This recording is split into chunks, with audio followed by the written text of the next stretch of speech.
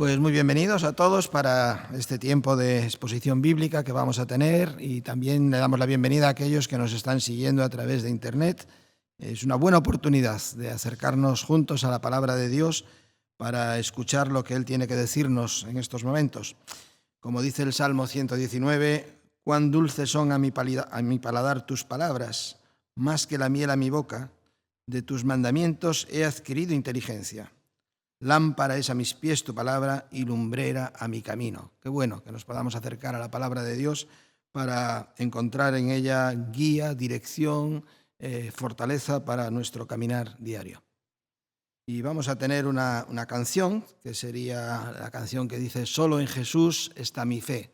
Si hay un personaje que se destaca en la Escritura es la persona del Señor Jesucristo, y somos invitados y llamados a depositar nuestra fe en Él. Así que juntos vamos a cantar esta canción, «Solo en Jesús».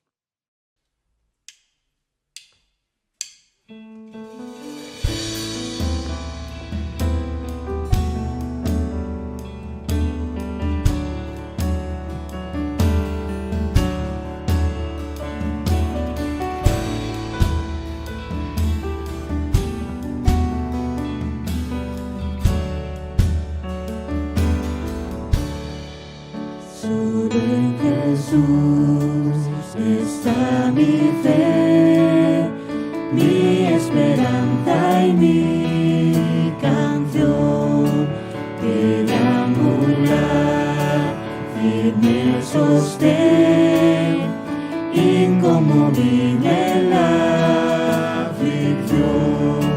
Cuán grande amor, inmensa paz, en el temor, adversidad, consolador, amigo fiel, yo en su amor me sostendré.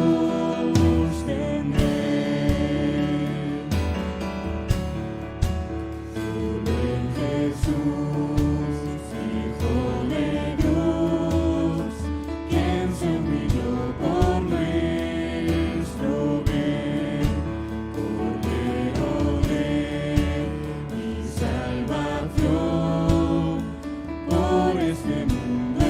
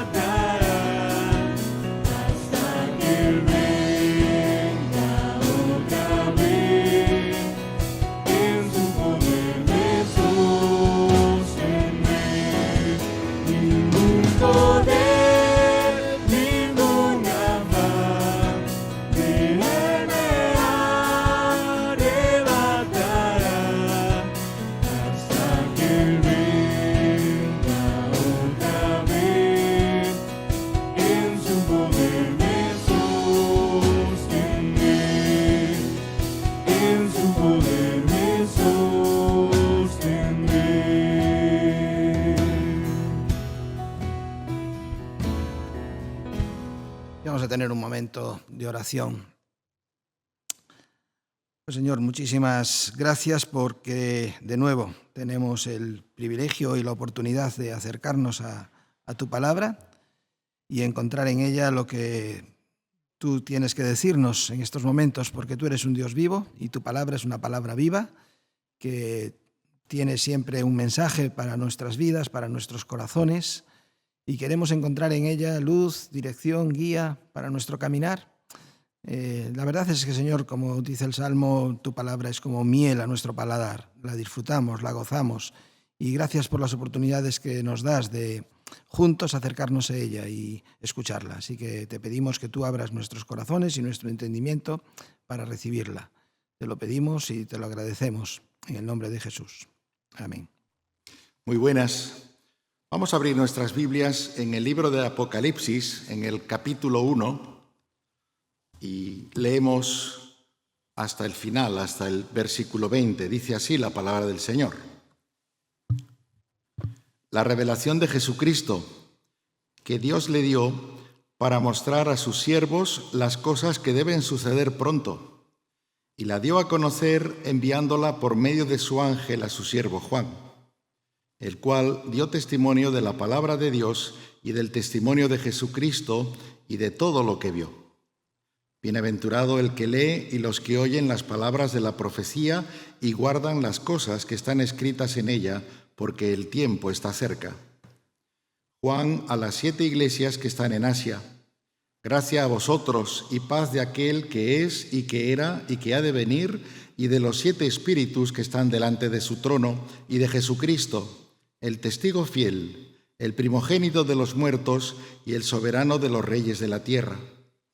Al que nos ama y nos libertó de nuestros pecados con su sangre, e hizo de nosotros un reino y sacerdotes para su Dios y Padre, a él sea la gloria y el dominio por los siglos de los siglos. Amén. He aquí viene con las nubes, y todo ojo le verá. Aun los que le traspasaron, y todas las tribus de la tierra harán lamentación por él. Sí, amén.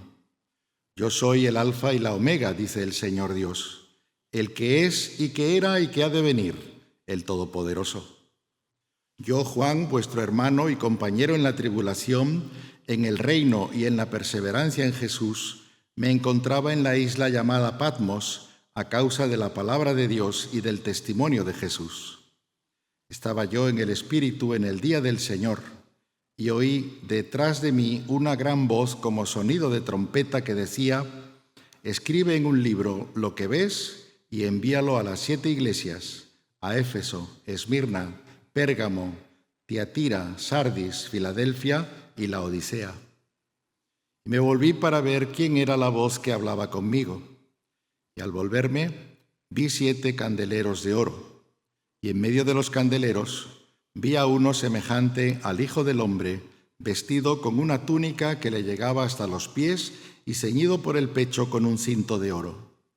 Su cabeza y sus cabellos eran blancos como blanca lana, como nieve. Sus ojos eran como llama de fuego. Sus pies semejantes al bronce bruñido cuando se le ha hecho refulgir en el horno, y su voz como el ruido de muchas aguas. En su mano derecha tenía 7 estrellas, y de su boca salía una aguda espada de 2 filos. Su rostro era como el sol cuando brilla con toda su fuerza. Cuando lo vi, caí como muerto a sus pies. Y él puso su mano derecha sobre mí, diciendo: no temas, yo soy el primero y el último, y el que vive y estuve muerto, y he aquí estoy vivo por los siglos de los siglos, y tengo las llaves de la muerte y del Hades. Escribe pues las cosas que has visto, y las que son, y las que han de suceder después de estas.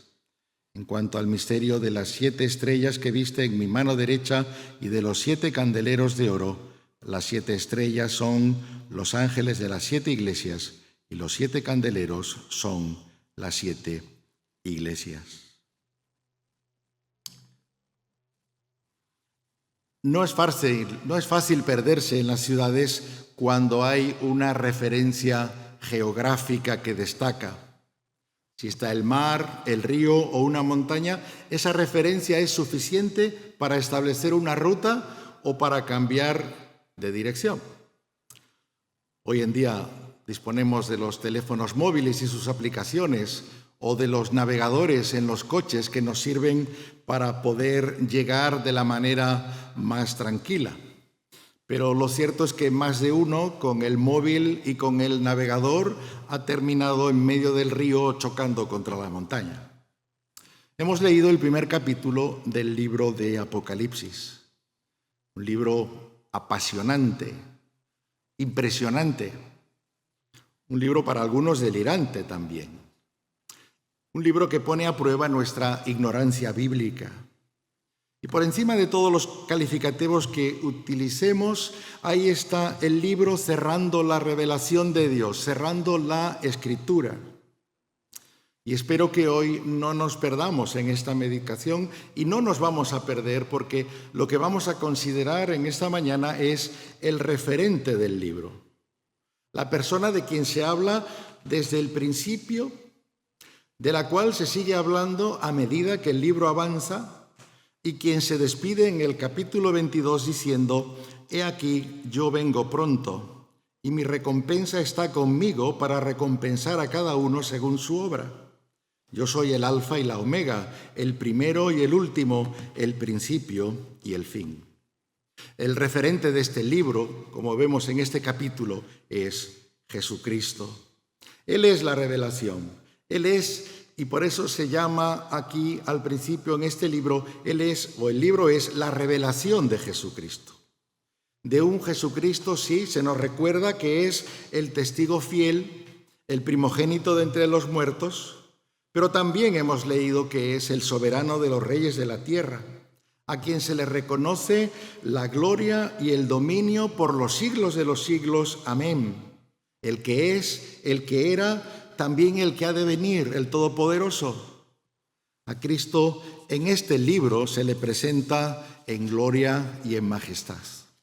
Por eso he titulado este tiempo de meditación Proclamando a Cristo glorificado. Proclamando a Cristo glorificado. Como muestra de esa glorificación, de ese reconocimiento, dice en Apocalipsis 5:9, que cantaban un cántico nuevo diciendo: «Digno eres de tomar el libro y de abrir sus sellos, porque tú fuiste inmolado y con tu sangre compraste para Dios a gente de toda tribu, lengua, pueblo y nación». Y un poco más adelante, el Cordero que fue inmolado, digno es de recibir el poder, las riquezas, la sabiduría, la fortaleza, el honor, la gloria y la alabanza. Y a toda cosa creada que está en el cielo, sobre la tierra, debajo de la tierra y en el mar, y a todas las cosas que en ellos hay, oí decir: al que está sentado en el trono y al Cordero, sea la alabanza, la honra, la gloria y el dominio por los siglos de los siglos. Y los 4 seres vivientes decían: amén, y los ancianos se postraron y adoraron. Pido a Dios que en esta mañana seamos capaces de reconocer la gloria de Cristo. Porque lo primero que hemos de decir es que Cristo quería que viésemos su gloria. En la oración intercesora de Juan, capítulo 17 y versículo 24, Jesús oró diciendo: «Padre, quiero que vean mi gloria». Intercedía para que los suyos, sus discípulos, sus seguidores, los que han entregado a Él sus vidas a lo largo de la historia, Jesús dice: «Padre, quiero que vean mi gloria». En esta oración intensa del Señor, demanda que veamos su gloria. Vivimos en un mundo que continuamente se burla de la palabra de Dios. No solo se pone en duda la palabra de Dios, sino se rechaza lo que en ella aparece y se rechaza todo lo que tiene que ver con lo sobrenatural, con lo espiritual que la palabra revela. En cualquier esfera humana en la que nos fijemos, no nos sorprende las vejaciones hacia el Señor y hacia su palabra. Son ridiculizados los grandes hechos del Evangelio. Hay mofa y escarnio, hay burla, como si nada. Y se presenta como algo rompedor, se presenta como algo propio de una sociedad que ha roto las ataduras con lo que concierne a Dios. Cuando se habla del nacimiento virginal de Jesús, de sus milagros, de su enseñanza, de su crucifixión, todo esto el mundo del arte lo recoge y con la excusa de la libertad de expresión se retuerce para darle la vuelta y no presentar a un Dios grande y maravilloso, sino solamente para mofa y burla, al modo de aquellos que estaban al pie de la cruz en tiempos de Jesús.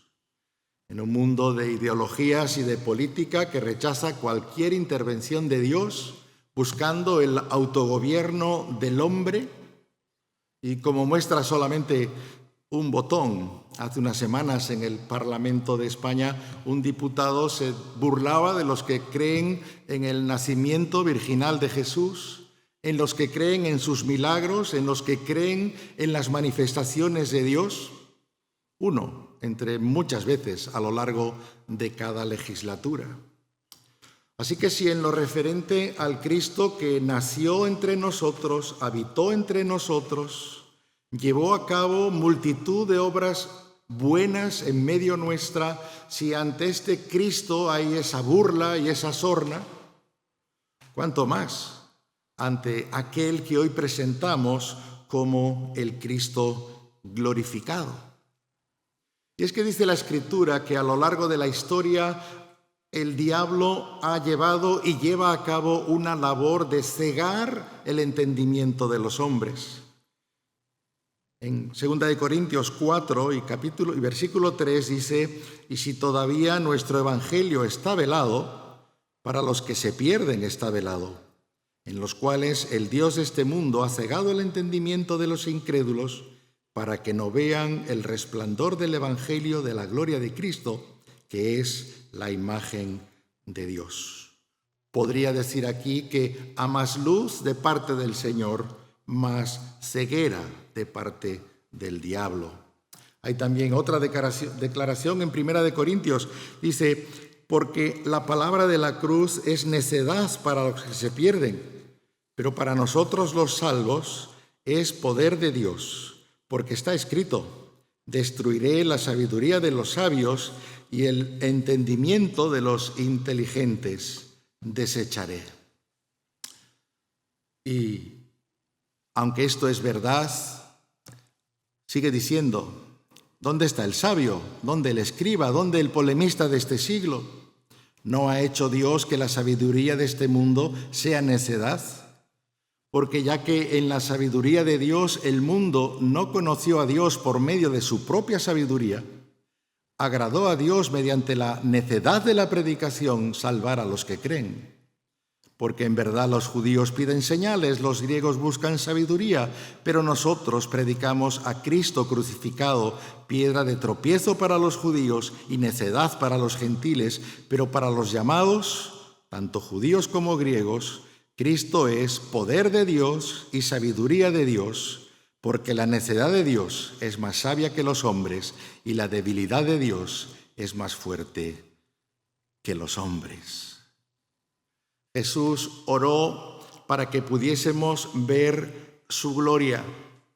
Nos encontramos en tiempos en los cuales el hombre desde muchas vertientes intenta que sea opaca esa gloria, anularla, burlarse de ella, ponerla en duda. Pero nosotros como creyentes estamos llamados de parte del Señor a acercarnos para considerar su gloria. Esto es tan importante que Pablo, cuando escribe a los Filipenses en el capítulo 3 y versículo 8, les dice: yo estimo como pérdida todas las cosas en vista del incomparable valor de conocer a Cristo Jesús, mi Señor, por quien lo he perdido todo y lo considero como basura a fin de ganar a Cristo. Ciertamente aún estimo todas las cosas como pérdida por la excelencia del conocimiento de Cristo Jesús, mi Señor. Cristo quiere que veamos su gloria. Y es del todo necesario como creyentes tener esa experiencia de poder contemplar la gloria de Cristo. No solamente del Cristo resucitado que estuvo 40 días entre los suyos para dar instrucciones, para confirmar su fe, sino en ese Cristo glorificado que asciende a los cielos y cuando se corre el velo, con los discípulos mirando esa ascensión y los ángeles anunciando que este Jesús que habéis visto subir al cielo vendrá del cielo con poder, gloria y majestad. Cuando ese velo se corre y ya no pueden ver visiblemente, hay otro velo que se nos descorre y es el velo que se descorre, que se desvela aquí en el libro de Apocalipsis. Porque conocer la gloria de Cristo es una experiencia sobrenatural a la que estamos llamados todos los cristianos. Fue la experiencia sobrenatural que Juan tuvo allí en la isla de Patmos. Importante fue para Juan la experiencia personal, el testimonio de primera mano. En su primera carta dice al principio lo que existía desde el principio, lo que hemos oído, lo que hemos visto con nuestros ojos, lo que hemos contemplado, lo que palparon nuestras manos acerca del verbo de vida, y lo hemos visto y damos testimonio y os anunciamos la vida eterna. Lo que hemos visto y oído os proclamamos también a vosotros para que tengáis comunión con nosotros. Os escribimos estas cosas para que nuestro gozo sea completo. Para el apóstol Juan, cuando habla del Evangelio, lo que está hablando es del Evangelio de Jesucristo. Cuando se habla en el Nuevo Testamento de las buenas nuevas, son las buenas nuevas de Jesucristo. El testimonio de Juan, el apóstol, es el testimonio que tiene que ver con una persona, con Jesucristo. Y aunque es cierto que ahora vemos como por un espejo, dice la Escritura, de una manera borrosa, oscura, Pablo señala en 1 Corintios 13:12 que ahora vemos por un espejo veladamente, pero entonces veremos cara a cara. Los espejos de aquella época eran materiales pulidos lo mejor que podían, pero no tenían la perfección de nuestros espejos hoy, donde uno ve su reflejo tal cual. Aquellos espejos, pues, lo que hacían era modificar la realidad que tenían delante, distorsionaban la imagen que tenían delante. Su calidad de pulido no era la suficiente como para poder decir: estoy viendo la imagen reflejada. Ahora vemos como por espejo. Así es como en cierta medida contemplamos a Cristo en los evangelios. Contempló Juan al Señor antes de Apocalipsis. Le contempló como lo contemplamos nosotros, como el Dios hecho hombre que se acerca en forma de siervo para servir, no para ser servido, al que tiene misericordia y comparte su tiempo con los pecadores, comparte también la mesa con los pecadores, se deja acompañar por un grupo de hombres que cada uno de ellos en un momento determinado va manifestando sus propios intereses, permite en un momento determinado que manos impuras sean puestas sobre él, que le escupan, que le golpeen, que le abofeteen. En todas esas escenas lo que estamos viendo es la gloria del Señor en ese espejo que distorsiona la realidad de su persona. Y es suficiente para que podamos conocer a Cristo Jesús, nuestro Salvador, nuestro Señor.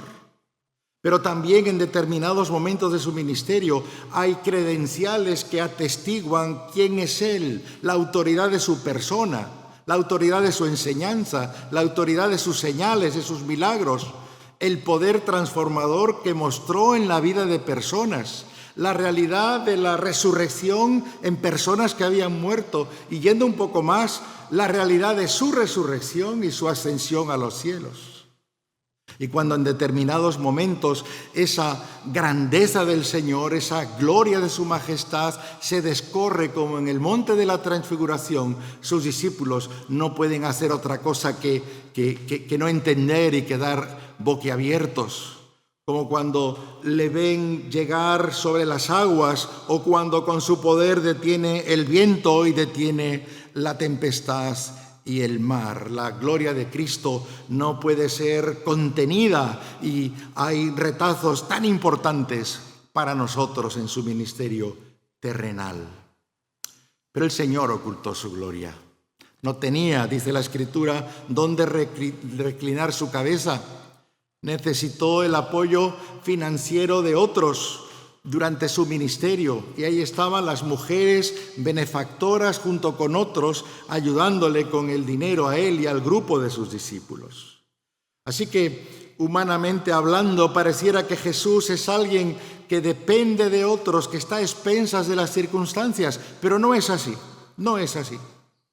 Y si alguien lo dudaba, nos acercamos a la lectura que hemos tenido y lo que tenemos delante de nosotros es una experiencia sobrenatural de la persona de Cristo Jesús. En ella Él se identifica como el autor de todo lo creado, como el Señor de todo lo que existe. Y este Juan, que va a escribir como autor humano del libro, y que nos habla de su situación personal, allí está en la isla de Patmos, desterrado por un emperador romano, Domiciano, terrible, donde los había, uno de los 10 emperadores que persiguieron a los cristianos en aquella primera época. Es este Juan que dice de sí mismo, es copartícipe de la tribulación con todos los demás cristianos que están siendo perseguidos por el imperio, sufriendo persecución, sufriendo por causa de la palabra de Dios, dice él, y por el testimonio de Jesucristo. Este Juan que lo que hace es poner delante de todos la realidad de a quién sigue, a quién sirve y en quién ha puesto su esperanza, ve confirmada su fe por esta contemplación espiritual, sobrenatural de la gloria de Cristo Jesús. Y lo comparte y lo hace llegar a otros para que sepamos en todo momento que la nuestra no es la fe solamente en una creencia, en una convicción, sino en una persona.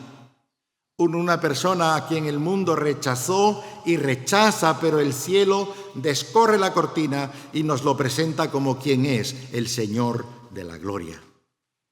Y vemos características. No tenemos tiempo, pero vemos características referentes a la persona de Cristo Jesús aquí, cómo se manifiesta su persona gloriosa, semejante, dice la Escritura, al Hijo de Hombre, al Hijo del Hombre, en apariencia alguien que tiene que ver con los humanos. Y cómo le gustaba al Señor ser llamado así, ser reconocido como el Hijo del Hombre. Claro que sí. Hombre de carne y hueso, nacido bajo la ley, nacido de mujer, dice la Escritura. Pero con esta expresión semejante al Hijo del Hombre, estamos viendo al Dios que se hace hombre, al Mesías que se ha identificado con nosotros. Así aparece en todos los evangelios, en el libro de Daniel, capítulo 7, versículo 13. Se nos habla de él como vestido con ropa que llegaba hasta sus pies. Y todo judío conocía que el sumo sacerdote tenía que llevar determinada vestimenta, que cuando entraba en el lugar santo del templo tenía que ir vestido de una determinada manera. Y aquí está, en esa contemplación de la gloria de Cristo, nuestro sumo sacerdote, dice la Biblia. Nuestro sumo sacerdote que una vez y para siempre en su persona se llevó a cabo el sacrificio perfecto, en quien tenemos nuestro abogado, nuestro intercesor, en quien podemos confiar de una manera plena. Nadie hay a su lado, ni hombre ni mujer a quien dirigirse, sino Él mismo es nuestro sumo sacerdote, asequible, accesible, que ha abierto para nosotros un camino vivo que es su propia persona. No hay ningún otro mediador entre Dios y los hombres que Jesucristo, hombre, el Hijo del Hombre, como dice la palabra en otro lugar.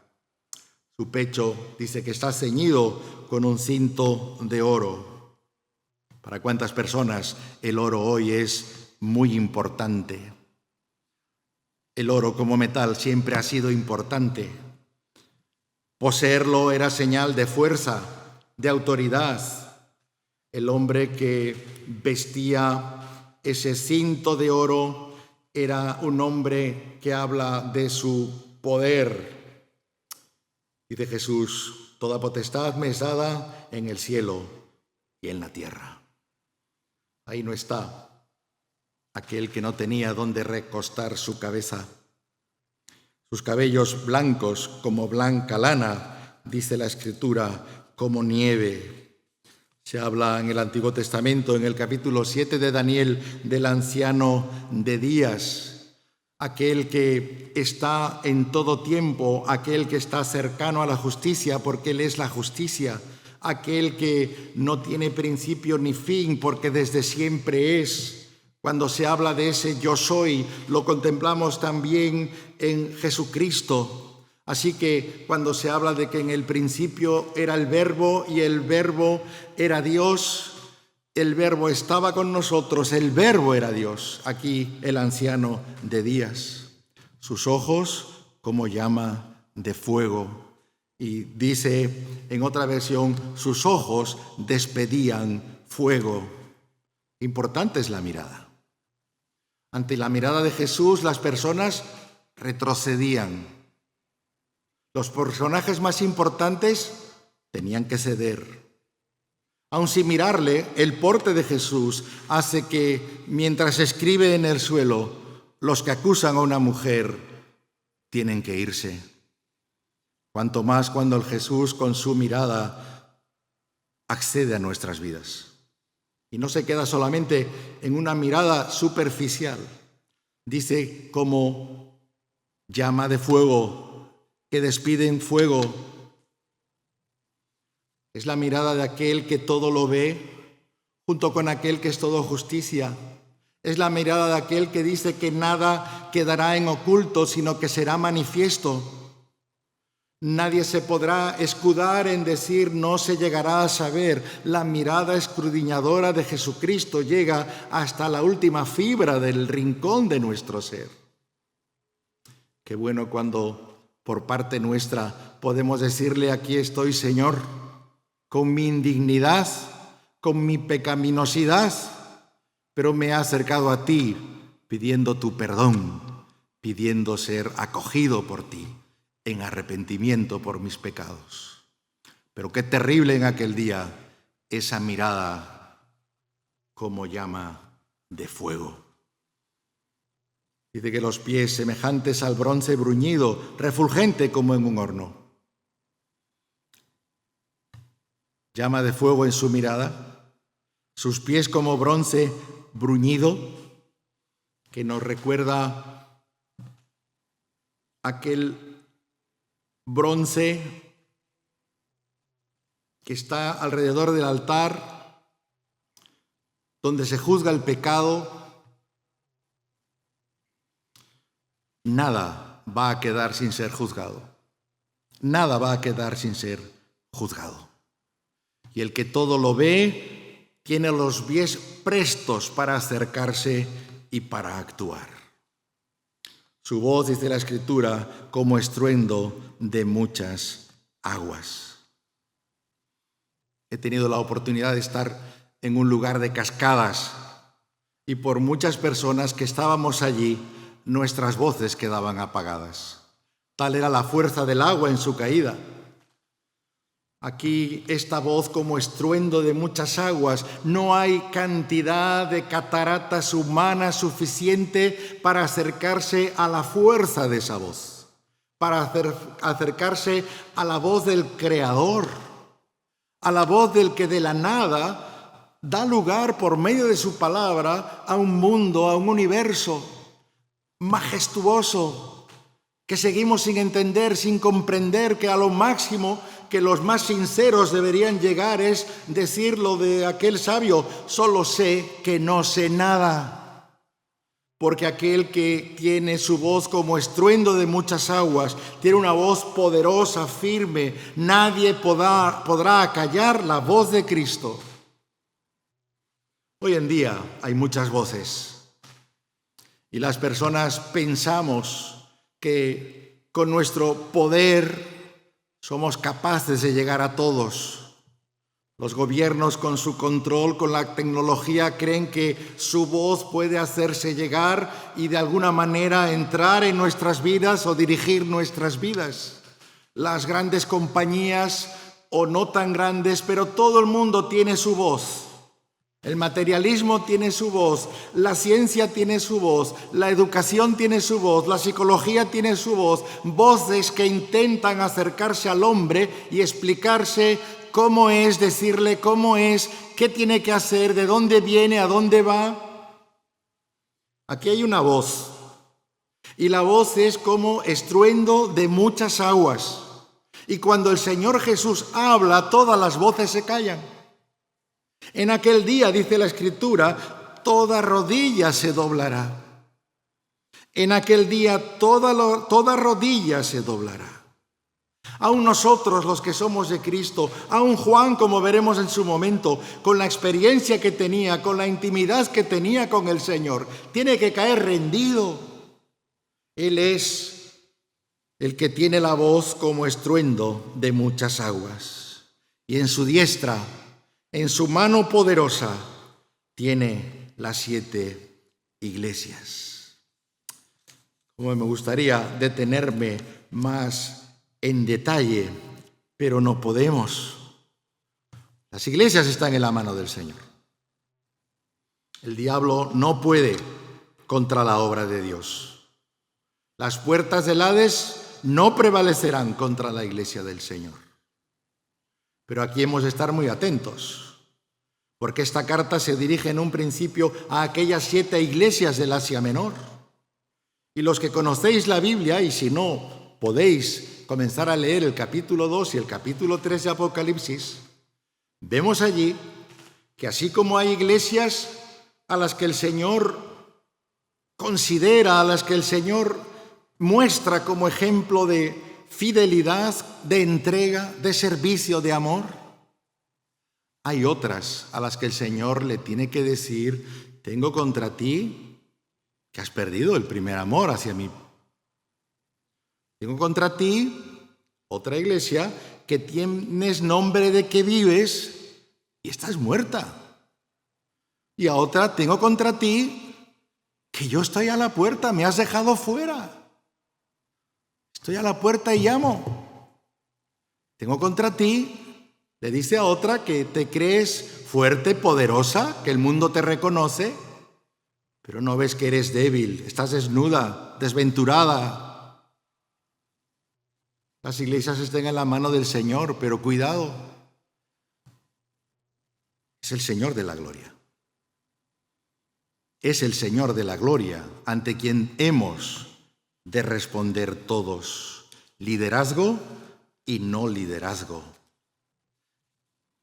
El rostro o de su boca dice que sale una espada aguda de 2 filos. Y aquí tendríamos que detenernos en esa palabra de Dios cortante como espada de 2 filos, Hebreos 4:12. Una palabra capaz de traspasar, pero una palabra a la que hemos de ser fieles, de la que no podemos desviarnos, añadir ni quitar. No dejemos contaminar por esas hermenéuticas dinámicas que lo que van buscando es desacreditar y perder, que vienen de voces que no escuchan al Señor, sino a sí mismos y a un mundo que no reconoce a Dios y a una teología que no reconoce a Dios. La T de teología la tienen con minúscula. Cuando hablamos de palabra de Dios es la Escritura, los 66 libros, 39 del Antiguo, 27 del Nuevo Testamento. Una palabra de Dios de la cual, dice la Escritura, nada pasará, sino que la palabra de Dios permanece para siempre. El Señor se va a acercar a nosotros con la palabra en la mano. Ay de aquel que la mutile, que la contamine, que la pervierta, porque Él es el autor de la palabra. Dice que su rostro era como el sol, cuando resplandece en su fuerza. El sol. Estos días tenemos unos días de sol, otros días nublados. Ante este rostro no hay nube que pueda mantenerse. ¿Quién es capaz de mirar al sol en toda su fuerza? ¿Quién es cuando está en lo alto el astro rey lanzando sus rayos? Puede, sin ayuda de nada, mantener la mirada. Te quedarías ciego. ¿Quién puede levantar la mirada para contemplar a Cristo en su gloria, cuyo rostro, dice la Escritura, es como el sol cuando resplandece en su fuerza? Ni siquiera este Juan es capaz de atreverse a hacerlo y cae como muerte, dice la Escritura, cae como muerto a sus pies.